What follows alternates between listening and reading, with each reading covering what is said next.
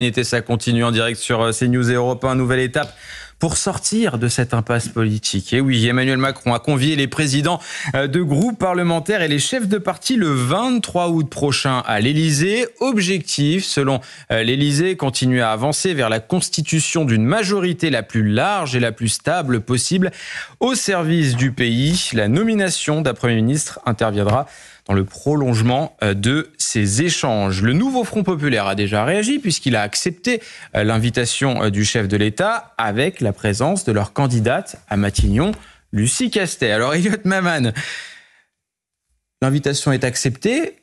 Est-ce que la présence de Lucie Castet est normale ? Parce qu'elle n'était pas conviée au départ et pourtant, elle y est, elle sera présente.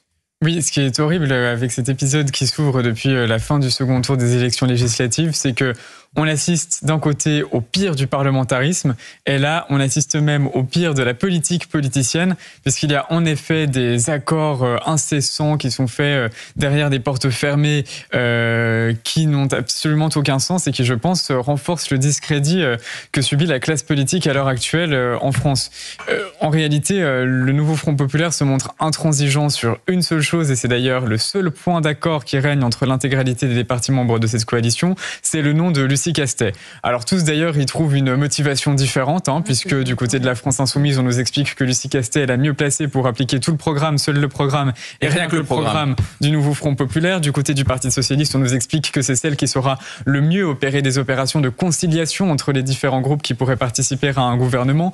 Donc, on ne sait pas exactement pourquoi est-ce que Lucie Castet fait consensus au sein du nouveau Front populaire, mais en tout cas, elle fait consensus.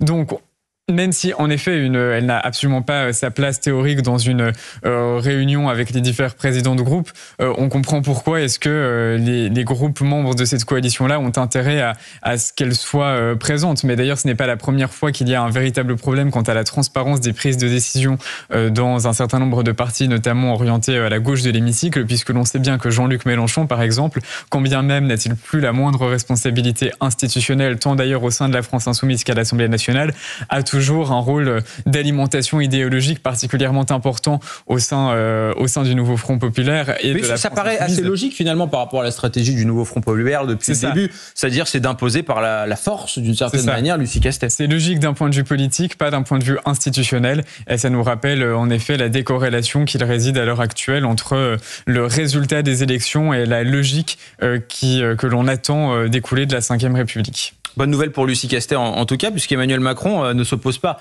à sa présence. Le président a déclaré effectivement, ou en tout cas son entourage a déclaré que c'est une demande collective et que les forces politiques du nouveau Front populaire jugent, si elles jugent que c'est utile pour que l'échange soit constructif, qu'elle soit là, eh bien en tout cas elle est la bienvenue, c'est ce que dit l'entourage du président. Est-ce qu'on peut imaginer un instant, Elliot, qu'Emmanuel Macron ait changé d'avis et qu'il se dise finalement que Lucie Castet est une hypothèse à prendre en compte. C'est d'ailleurs, je précise, le nouveau Front populaire sera le premier groupe à être reçu par le président car ils sont arrivés en tête des législatives.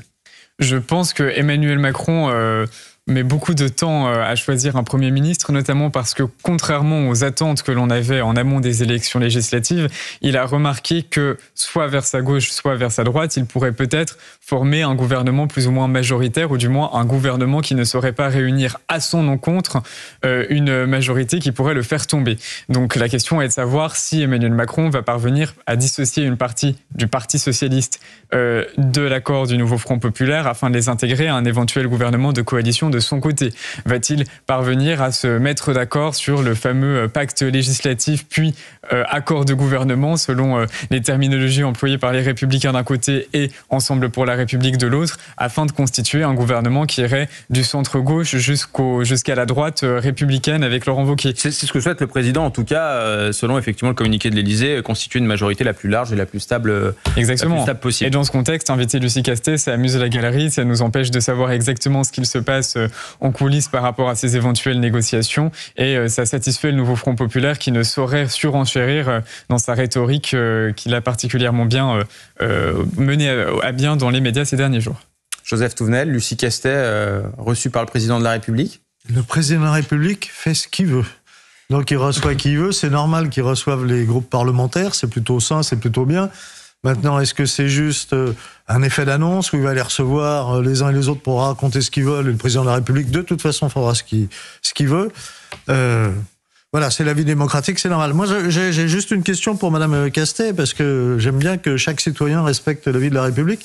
Elle a terminé ses congés, parce qu'elle a un devoir de réserve en tant que fonctionnaire. Elle nous a dit, mais je suis en congé. Oui, mais un salarié fonctionnaire, il a un devoir de réserve. Donc ça serait bien que les choses soient claires. Elle peut se mettre en disponibilité. C'est prévu dans les textes, c'est prévu dans la loi. Moi, je suis toujours un peu choqué par ces gens qui ne respectent pas le b.a.-ba de la loi. Je ne doute pas qu'elle nous regarde et qu'elle nous écoute. Elle répondra peut-être à votre question, oui. Joseph Tounel. En tout cas, seule certitude, c'est qu'avant le 23 août, Sabrina Ahmed-Djeber, il n'y aura pas de Premier ministre. Il n'y aura pas de Premier ministre. La trêve olympique se prolonge un peu.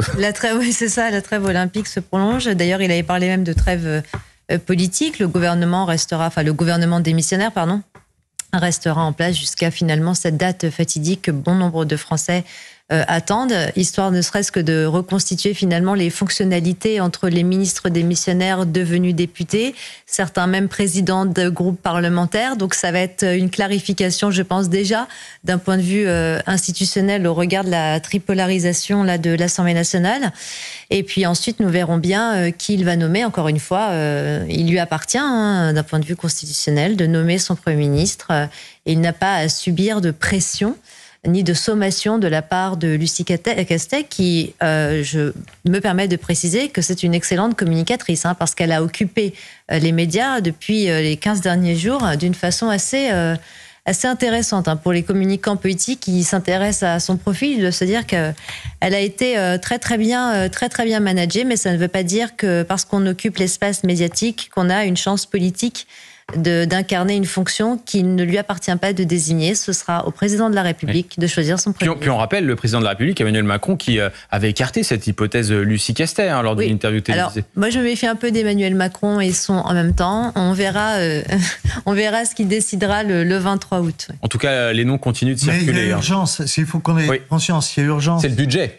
Absolument, c'est le budget. Le budget, c'est une vraie décision politique. C'est pas pour un jour. Ça donne des orientations. C'est tous les ministères. Il y a vraiment urgence. J'espère que le président de la République en a conscience aujourd'hui. Avant le 1er octobre.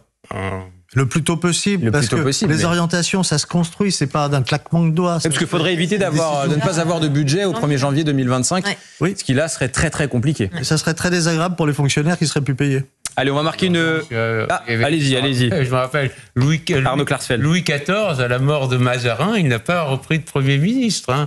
Donc ça faisait de 1661 à 1715. Vous pensez qu'Emmanuel Macron va rester tout seul? Ça fait 54 ans sans Premier ministre. Et il a J'en doute quand même, permettez-moi. Pas de comparaison, évidemment. Mais...